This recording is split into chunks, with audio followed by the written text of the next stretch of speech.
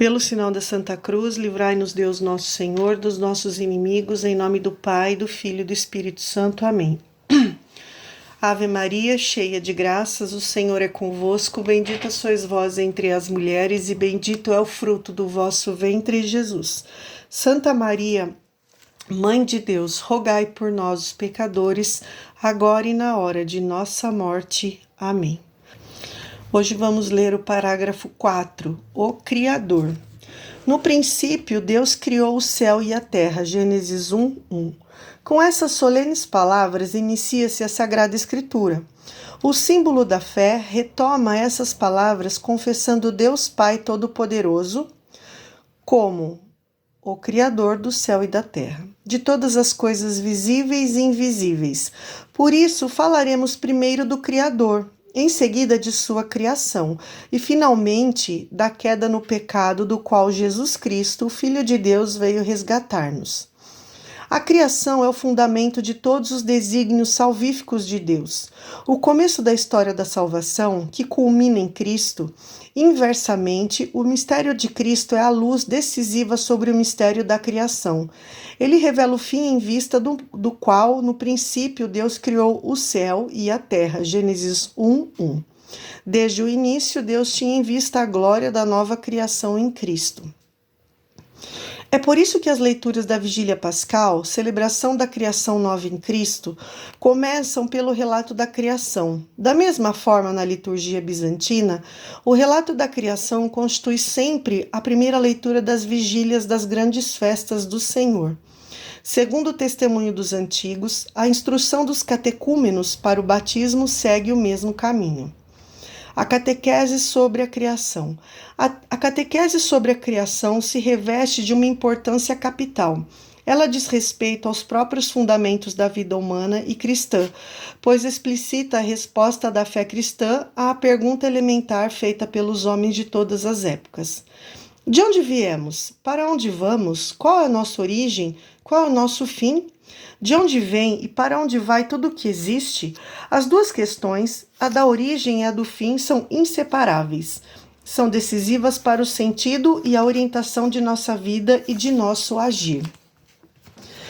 A questão das origens do mundo e do homem é objeto de numerosas pesquisas científicas que enriqueceram magnificamente nossos conhecimentos sobre a idade e as dimensões do cosmo, o devir das formas vivas, o aparecimento do homem. Essas descobertas nos convidam a admirar tanto mais a grandeza do Criador, a render-lhe graças por todas as suas obras, pela inteligência e pela sabedoria que dá aos estudiosos e aos pesquisadores. Com Salomão, esses últimos podem dizer: ele me deu um conhecimento infalível dos seres para entender a estrutura do mundo, a atividade dos elementos, pois a sabedoria, artífice do mundo, no ensinou. Sabedoria 7, 17 e 22. O grande interesse reservado a essas pesquisas é fortemente estimulado por uma questão de outra ordem e que ultrapassa o âmbito próprio das ciências naturais. Não se trata somente de saber quando e como surgiu materialmente o cosmo, nem quando o homem apareceu, mas antes de descobrir qual é o sentido de tal origem, se ela é governada pelo acaso, um destino cego, uma necessidade anônima, ou por um ser transcendente, inteligente e bom chamado Deus, e se o mundo provém da sabedoria e da bondade de Deus, por que existe o mal? De onde vem? Quem é o responsável por ele? Haverá como libertar-se dele? Desde os inícios, a fé cristã tem se confrontado com respostas diferentes da sua no que diz respeito à questão das origens. Assim encontram-se nas religiões e nas culturas antigas numerosos mitos acerca das origens. Certos filósofos afirmaram que tudo é Deus, que o mundo é Deus, ou que o devir do mundo é o devir de Deus, panteísmo. Outros afirmaram que o mundo é uma emanação necessária de Deus, emanação esta que deriva dessa fonte e volta a ela. Outros ainda afirmaram a existência de dois princípios eternos, o bem e o mal, a luz e as trevas, em luta permanente entre si, dualismo, maniqueísmo. Segundo algumas dessas concepções, o mundo, pelo menos o mundo material, seria mal, produto de uma queda, e, portanto, deve ser rejeitado ou superado, gnose. Outros admitem que o mundo teria sido feito por Deus, mas à maneira de um relojoeiro que, uma vez terminado o serviço, o teria abandonado em si mesmo, deísmo. Outros, finalmente, não aceitam nenhuma origem transcendente no mundo, vendo neste mero jogo de uma matéria que teria existido sempre, materialismo. Todas essas tentativas dão prova da permanência e da universalidade da questão das origens. Esta busca é própria do homem. Sem dúvida, a inteligência humana já pode encontrar uma resposta para a questão das origens. Com efeito, a existência de Deus Criador pode ser conhecida com certeza por meio de suas obras, graças à luz da razão humana, ainda que este conhecimento seja muitas vezes obscurecido e desfigurado pelo erro. É por isso que a fé vem confirmar e iluminar a razão na compreensão correta desta verdade. Foi pela fé que compreendemos que os mundos foram formados por uma palavra de Deus. Por isso é que o mundo visível não tem sua origem em coisas manifestas. Hebreus 11:3.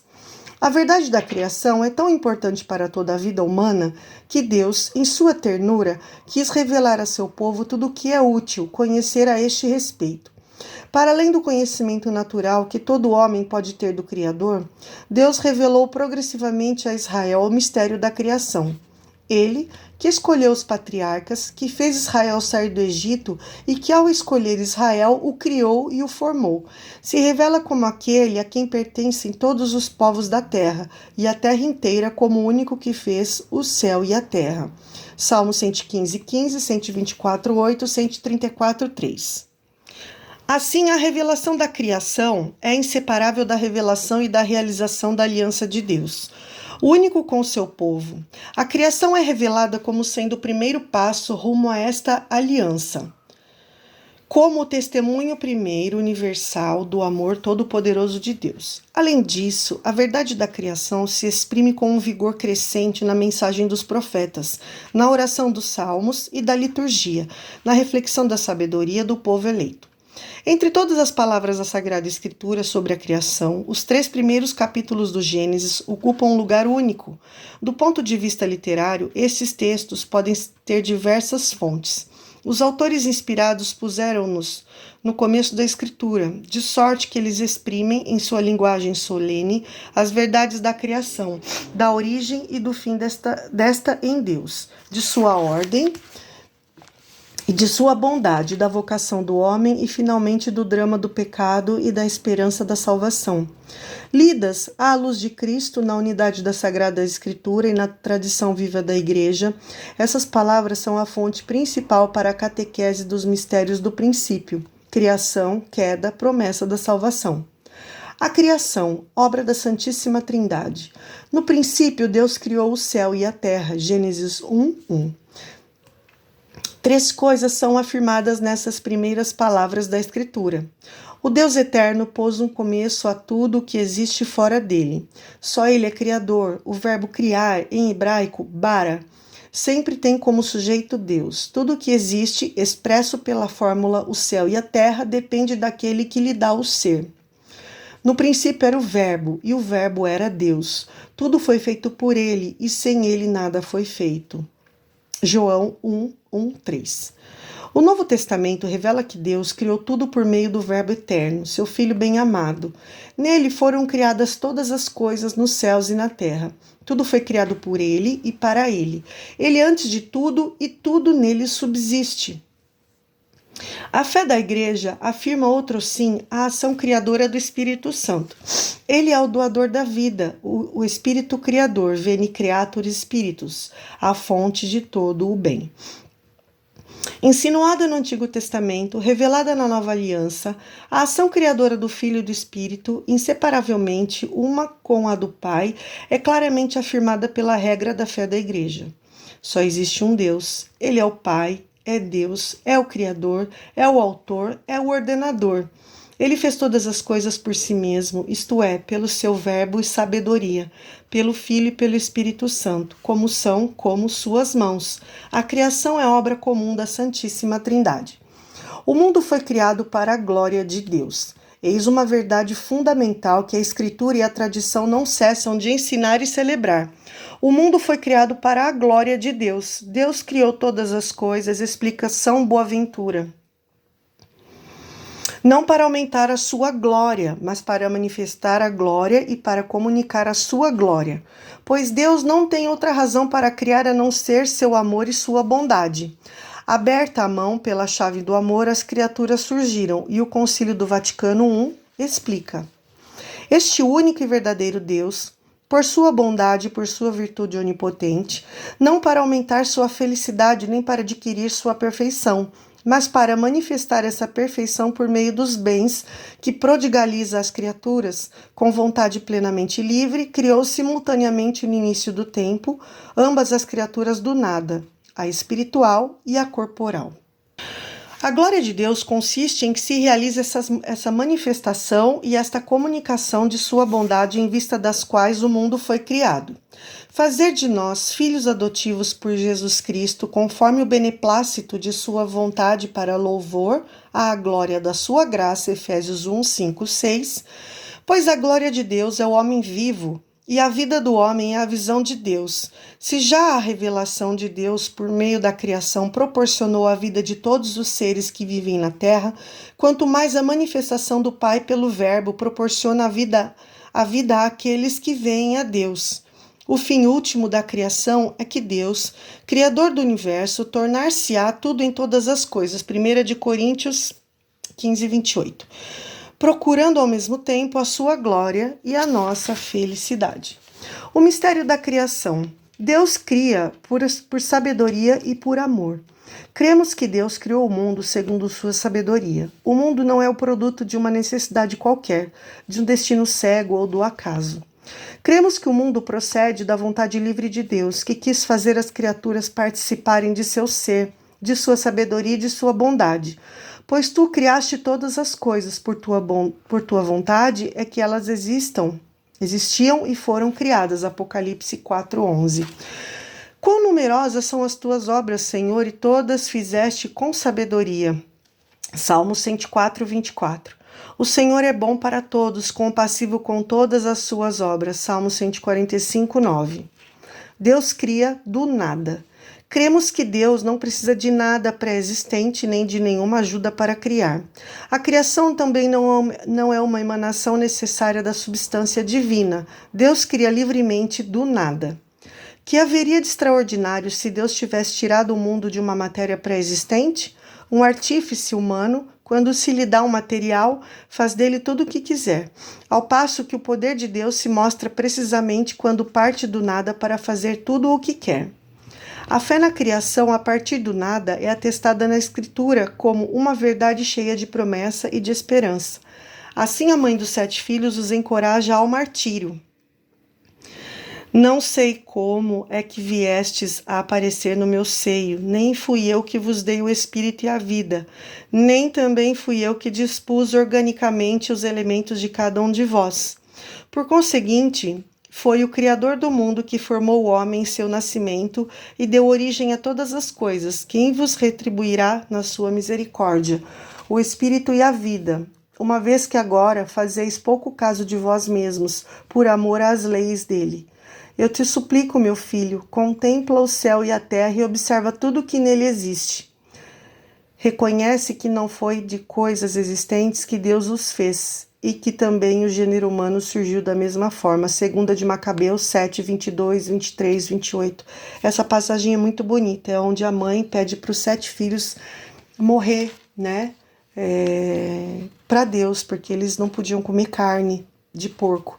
E na época eles estavam exigindo que os filhos, que eles comessem carne de porco. E em obediência a Deus, eles não comeram e ela deu seus 7 filhos em sacrifício. Uma vez que Deus pôde criar do nada, pode, pelo Espírito Santo, dar a vida da alma a pecadores, criando neles um coração puro e a vida do corpo aos falecidos, pela ressurreição Ele que faz viver os mortos e chama à existência as coisas que não existem. Romanos 4:17. E uma vez que pela sua palavra pôde fazer resplandecer a luz a partir das trevas, pode também dar a luz da fé àqueles que a desconhecem. Deus cria um mundo ordenado e bom. Já que Deus cria com sabedoria, a criação é ordenada. Tu dispuseste tudo com medida, número e peso. Sabedoria 11:20. Feita-no e por meio do Verbo eterno, imagem do Deus invisível. A criação está destinada, dirigida ao homem, imagem de Deus, chamado a uma relação pessoal com ele. Nossa inteligência, que participa da luz do intelecto divino, pode entender o que Deus nos diz por sua criação. Sem dúvida, não sem grande esforço e num espírito de humildade e de respeito diante do Criador e de sua obra, originada da bondade divina, a criação participa desta bondade. E Deus viu que isto era bom. Muito bom. Gênesis 1, 4, 10, 12, 18, 21, 31. Pois a criação é querida por Deus como um dom dirigido ao homem, como uma herança que lhe é destinada e confiada. Repetidas vezes a Igreja teve de defender a bondade da criação, inclusive do mundo material. Deus transcende a criação e está presente nela. Deus é infinitamente maior que todas as suas obras. Sua majestade é mais alta do que os céus. Salmo 8, 2. É incalculável a sua grandeza. Salmo 145, 3.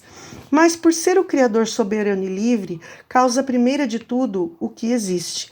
Ele está presente no mais íntimo das suas criaturas. Nele vivemos, nos movemos e existimos. Atos dos Apóstolos 17, 28.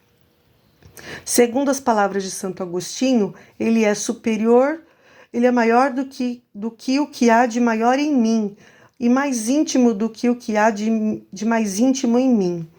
Deus mantém e sustenta a criação. Com a criação, Deus não abandona a sua criatura a ela mesma. Não somente lhe dá o ser e a existência, mas também a sustenta a todo instante no ser. Dá-lhe o dom de agir e a conduz ao seu termo. Reconhecer esta dependência completa em relação ao Criador é uma fonte de sabedoria e liberdade, alegria e confiança. Sim, tu amas tudo o que criaste, não te aborreces com nada do que fizeste. Se alguma coisa tivesses odiado, não a terias feito. E como poderia subsistir alguma coisa se não a tivesses querido? Como conservaria a sua existência se não a tivesses chamado? Mas a todos perdoas, porque são teus, Senhor, amigo da vida. Sabedoria 11, 24, 6. Deus realiza o seu projeto, a divina providência. A criação tem sua bondade e sua perfeição próprias, mas não saiu completamente acabada das mãos do Criador. Ela é criada em estado de caminhada. Para uma perfeição última a ser ainda atingida, para a qual Deus a destinou. Chamamos de divina providência as disposições pelas quais Deus conduz sua criação para esta perfeição. Deus conserva e governa com sua providência tudo o que criou. Ela se estende com vigor de um extremo ao outro e governa o universo com suavidade. Sabedoria 8.1. Pois tudo está nu e descoberto aos seus olhos. Hebreus 4.13. Mesmo os atos dependentes da ação livre das criaturas. O testemunho da Escritura é unânime. A solicitude da divina providência é concreta e direta. Toma cuidado de tudo, desde as mínimas coisas até os grandes acontecimentos do mundo e da história. Com vigor, os livros sagrados afirmam a soberania absoluta de Deus no curso dos acontecimentos. O nosso Deus está no céu e faz tudo o que deseja. Salmo 115, 3. E de Cristo se diz, o que abre e ninguém mais fecha, e fechando ninguém mais abre. Apocalipse 3, 7. Muitos são os projetos do coração humano, mas é o desígnio do Senhor que permanece firme. Provérbios 19, 21. Assim vemos o Espírito Santo, autor principal da Escritura, atribuir muitas vezes ações a Deus, sem mencionar causas segundas. Esta não é uma maneira de falar primitiva, mas uma forma profunda de lembrar o primado de Deus e o seu senhorio absoluto sobre a história do mundo. E de assim educar para a confiança nele. A oração dos Salmos é a grande escola desta confiança. Jesus pede uma entrega filial à providência do Pai Celeste, que cuida das mínimas necessidades de seus filhos. Por isso não andeis preocupados, dizendo, que iremos comer ou que iremos beber, Vosso Pai Celeste sabe que tendes necessidade de todas essas coisas. Buscai em primeiro lugar o reino de Deus e sua justiça, e todas essas coisas vos serão acrescentadas. Mateus 6, 31, 33. A providência e as causas segundas. Deus é o Senhor soberano de seus desígnios, mas para a realização dos mesmos serve-se também do concurso das criaturas. Isso não é um sinal de fraqueza, mas da grandeza e da bondade do Deus Todo-Poderoso, pois Deus não somente dá às suas criaturas o existir, mas também a dignidade de agirem elas mesmas, de serem causas e princípios umas das outras e de assim cooperarem no cumprimento de seu desígnio. Aos homens, Deus concede até de poderem participar livremente de sua providência, confiando-lhes a responsabilidade de submeter a terra e de dominá-la. Deus concede assim aos homens serem causas inteligentes e livres para completar a obra da criação, aperfeiçoar sua harmonia para o bem deles e de seus próximos. Cooperadores muitas vezes inconsistentes da vontade divina, os homens podem entrar deliberadamente no plano divino, por suas ações, por suas orações, mas também por seus sofrimentos. Tornam-se então plenamente cooperadores de Deus, 1 Coríntios 3, 9, e do seu reino. Eis uma verdade inseparável da fé em Deus Criador. Deus age todo o agir de suas criaturas, e é a causa primeira que opera nas causas segundas e por meio delas. Pois é Deus quem opera em vós o querer e o operar, segundo a sua vontade. Filipenses 2, 13. Longe de diminuir a dignidade da criatura, esta verdade a realça.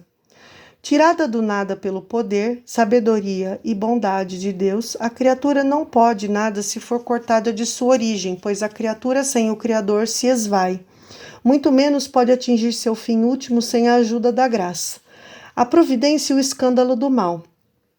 Se Deus Pai Todo-Poderoso, Criador do mundo ordenado e bom, cuida de todas as suas criaturas, por que então o mal existe?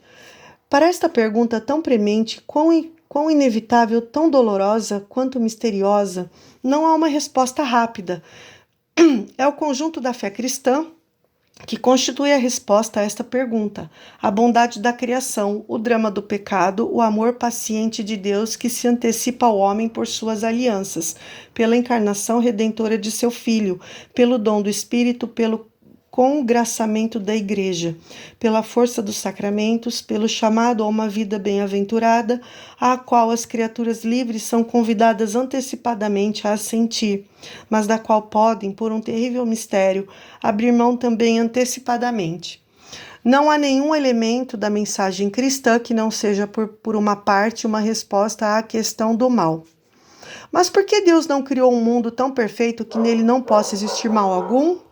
Segundo o seu poder infinito, Deus sempre poderia criar algo melhor. Todavia, em sua sabedoria e bondade infinitas, Deus quis livremente criar um mundo em estado de caminhada para a sua perfeição última. Este devir permite no desígnio de Deus, juntamente com o aparecimento de determinados seres, também o desaparecimento de outros, juntamente com o mais perfeito, também o menos imperfeito, juntamente com as construções da natureza, também as destruições. Juntamente com o bem físico existe, portanto, o mal físico, enquanto a criação não houver atingido sua perfeição. Os anjos e os homens, criaturas inteligentes e livres, devem caminhar para seu destino último por opção livre e amor preferencial. Podem, no entanto, desviar-se e, de fato, pecaram.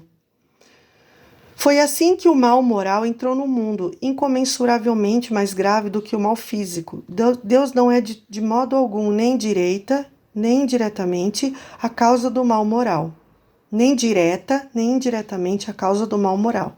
Todavia, permite-o, respeitando a liberdade de sua criatura e misteriosamente sabe auferir dele o bem. Pois o Deus Todo-Poderoso, por ser soberanamente bom, nunca deixaria qualquer mal existir em suas obras se não fosse bastante poderoso e bom para fazer resultar o bem do próprio mal. Assim, com o passar do tempo, pode-se descobrir que Deus, em sua providência todo-poderosa, pode extrair um bem das consequências de um mal, mesmo moral, causado por suas criaturas. Não fostes vós, diz José a seus irmãos, que me enviastes para cá? Foi Deus. O mal que tinhas a intenção de fazer-me, o desígnio de Deus o mudou em bem, a fim de salvar a vida de um povo numeroso. Gênesis 45, 8, 50 a 20. Do maior mal moral jamais cometido, a saber, a rejeição e o homicídio do Filho de Deus, causado pelos pecados de todos os homens. Deus, pela superabundância de sua graça, tirou o maior dos bens, a glorificação de Cristo e a nossa redenção. Com isso, porém, o mal não se converte em um bem. Sabemos que para os que amam a Deus, tudo concorre para o bem. Romanos 8, 28. O testemunho dos santos não cessa de confirmar esta verdade. Assim, Santa Catarina de Sena diz: àqueles que se escandalizam e se revoltam com o que lhes acontece, tudo procede do amor, tudo está ordenado à salvação do homem. Deus não faz nada que não seja para esta finalidade. E Santo Tomás More, pouco antes de seu martírio, consola sua filha: não pode acontecer nada que Deus não tenha querido. Ora, tudo o que Ele quer, por pior que possa parecer-nos, é o que há de melhor para nós. E Lady Juliana de Norwich: aprendi, portanto, pela graça de Deus, que era preciso apegar-me com firmeza à fé e crer com não menor firmeza que todas as coisas irão bem. Tu mesma verás que qualquer tipo de circunstância servirá para o bem. Cremos firmemente que Deus é o Senhor do mundo e da história, mas os caminhos de sua providência muitas vezes nos são desconhecidos. Só no final, quando acabar o nosso conhecimento parcial, quando virmos Deus face a face. 1 Coríntios 13, 12. Teremos pleno conhecimento dos caminhos pelos quais mesmos sua criação, pelos quais, mesmo por meio dos dramas do mal e do pecado, Deus terá conduzido sua criação até o descanso desse sábado definitivo, em vista do qual criou o céu e a terra. Resumindo, na criação do mundo e dos homens, Deus colocou o primeiro e universal testemunho de seu amor todo-poderoso e de sua sabedoria.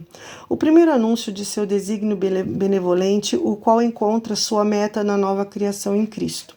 Embora a obra da criação seja particularmente atribuída ao Pai, é igualmente verdade de fé que o Pai, o Filho e o Espírito Santo são o único e indivisível princípio da criação. Só Deus criou o universo livremente e diretamente, sem nenhuma ajuda. Nenhuma criatura tem o poder infinito que é necessário para criar, no sentido próprio da palavra, isto é, produzir e dar o ser àquilo que não tinha de modo algum, chamar a existência do nada. Deus criou o mundo para manifestar e para comunicar sua glória. Que suas criaturas participem de sua verdade, de sua bondade, de sua beleza. É a glória para o qual Deus as criou. Deus que criou o universo o mantém na existência por seu verbo. Este Filho que sustenta o universo com o poder de sua palavra, Hebreus 1:3, e pelo seu Espírito Criador que dá a vida. A divina providência são as disposições pelas quais Deus conduz com sabedoria e amor todas as criaturas até o seu fim último. Cristo convida-nos à entrega filial à providência de nosso Pai Celeste. E o apóstolo São Pedro lembra: lançai sobre ele toda a vossa preocupação, porque é ele que cuida de vós. A providência divina age também por meio da ação das criaturas. Aos seres humanos, Deus concede cooperar livremente para seus desígnios. A permissão divina do mal físico e do mal moral é um mistério que Deus ilumina por seu Filho. Jesus Cristo, morto e ressuscitado para vencer o mal, a fé nos dá a certeza de que Deus não permitiria o mal se do próprio mal não tirasse o bem, por caminhos que só conheceremos plenamente na vida eterna. Bem, nós vamos ficando por aqui e nós vamos continuar unidos e reunidos em nome do Pai e do Filho e do Espírito Santo. Amém. Louvado seja nosso Senhor Jesus Cristo, para sempre seja louvado, sua Mãe Maria Santíssima e o seu castíssimo esposo São José. E até o próximo vídeo. Obrigada para você que ficou comigo até agora.